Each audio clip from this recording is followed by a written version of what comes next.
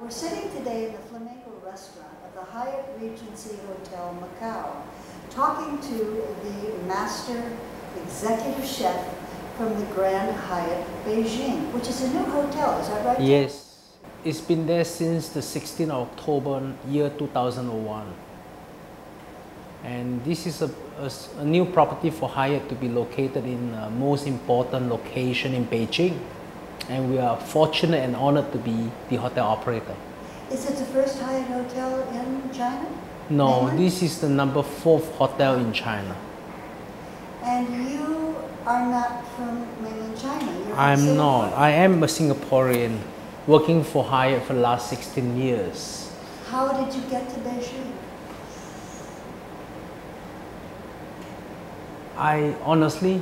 I've never thought my life will end up one day working in Beijing. And I never even expect myself that Beijing is such a valuable place that I can gain so much knowledge. And I moved over from Shanghai after opening up the Grand Hyatt Shanghai for 2.5 years. And I moved on there as a support team member. And after some time, they recognized me and they put me as a chef. I started off my career with Hyatt Regency Singapore, which named as the Grand Hyatt Singapore now, as a commis 16 years ago. And I joined Hyatt and I worked there throughout all different kitchens, and I moved on to the position of the number 2 in the hierarchy in the kitchen. And they decided to send me over to Shanghai for a bigger operation, something new to me. And I have fortunate enough and honored enough to be given the opportunity, and I take it. This job is very much a is actually a hand-on job. You have to cook. A chef cannot just work in the office. You have to cook. But of course, you should also start planning for future. Overcooking in the kitchen will only make you stay where you are. And in order to lead the big kitchen members, or you call the kitchen brigade, to a new standard, you need to plan. And cooking is important because you need to show the guy how the food should be cooked and how you want it. And it takes a lot of love and care, a lot. I used to be a chef, always thinking cutting vegetable, peeling vegetable, the quickest will be the head of the kitchen. One day I was so proud, I sharing my kind of achievement with one of my teacher one day, and he said to me, Jack, if I'm the owner, I'm not going to pay big money for somebody who knows how to cut the vegetable quickest. You know, you have to learn how to manage. You have to have multi-skill. And for a chef to grow, should not only limited in the kitchen alone. You should buy some books to read, to change yourself through your mind. And you should understand the history. Through the history, you understand about managing, about people. And for that, it will help a lot with your changes. And you have to understand how people think. Understanding people will make you a better manager. I've never tried any fast food for the last 19 years. Never even know how fast food run. And I even feel embarrassed of walking in because there is so-called a higher status restaurant for poor guy. And at the age of 19, I have no clue how a Western cuisine tastes. And my English was so bad, and I am now, of course. I decided to take up the course as an apprentice in this catering school in Singapore.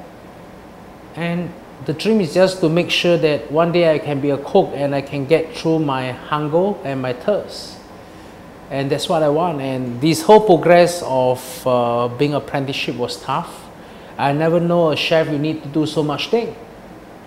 And I cut my hand as many as 3 to 4 cuts a day for the last 1 year plus. And of course, I'm a tough guy. I never burn myself and I get a few days off. I believe every job is a responsibility. And if you have to get into a career, you have to go from beginning to the end.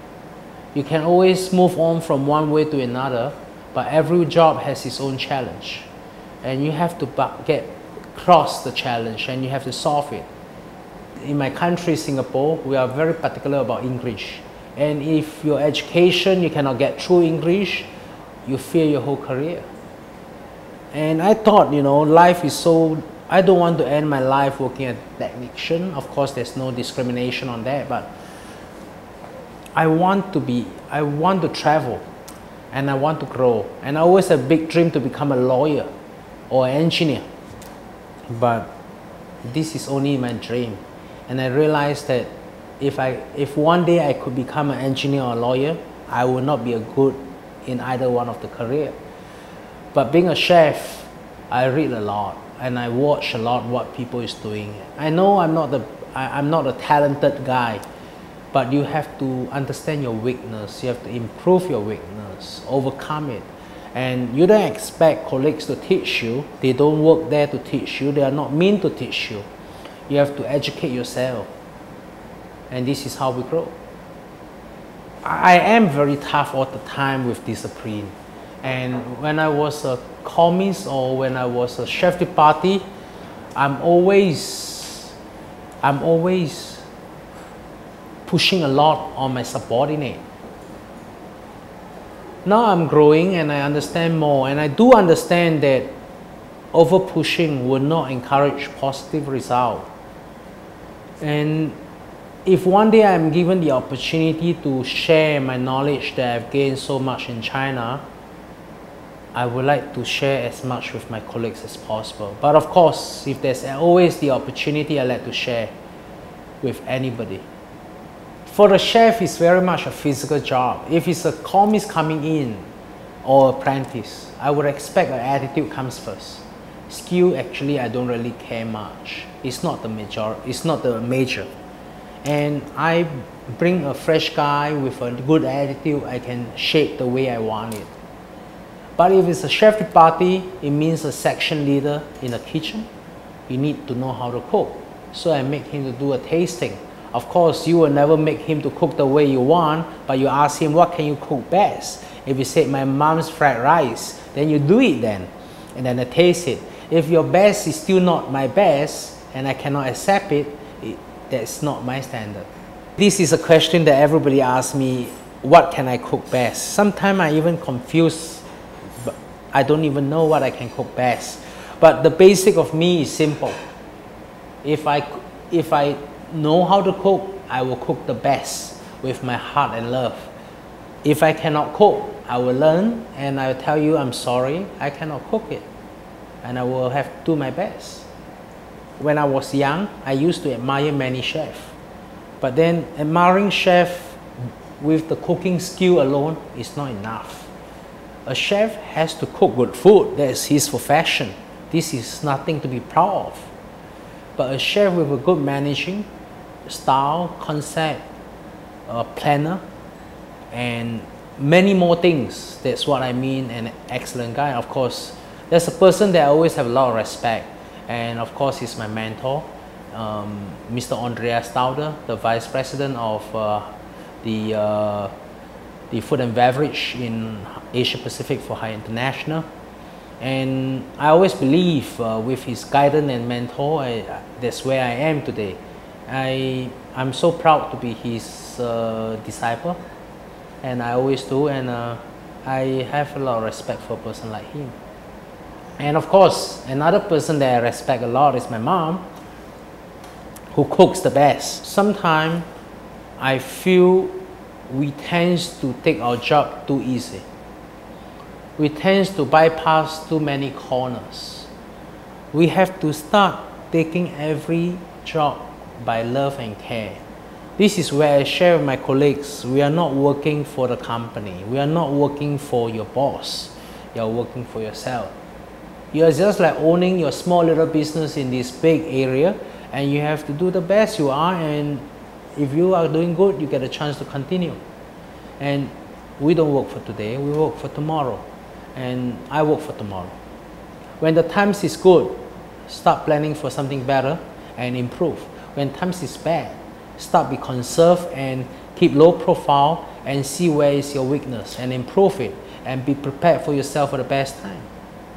We always thought we want to do food as authentic as possible. But many of the time, nobody really understands what the old days people preparing their food. How do they prepare their food? We can only estimate and roughly give a guideline. But I feel food today is no more as the old days. Old days, they arose with wood. They don't work with energy supply from machinery or whatever. In old days, the connection between people and people all around the world are just not there. Whatever they have is things around them. But today, people are looking for food with a little bit more touches. Not changing the style, but improving the food and the whole presentation. And that's what I mean. We have to learn from the past, but we cannot stick as the past. I pick up ideas from a jewelry shop. I pick up ideas when I visit a garden. I pick up ideas from people working in their career. You see, today our job as a chef, especially you manage a big kitchen brigade, you can't work just the way you are. You have to see, for example, you ask yourself, sometimes we tend to swelling on our own career, like the toughness, but you have to sit back and watch outside. That's what I said to my colleagues. I said, when you are overworked, you should look outside on the streets of Beijing or Shanghai. You always get to see old ladies and old men pulling cartons of rusty metal bar throughout this dangerous road. Never know what is the next second like. And it may cost them peanuts. And they get through the life. But then you ask yourself, you're in a nice environment with safety more or less ensured, and you have everything you need. You're so lucky. And I always say to my colleague, we may be tough, but we only sit there and grumble.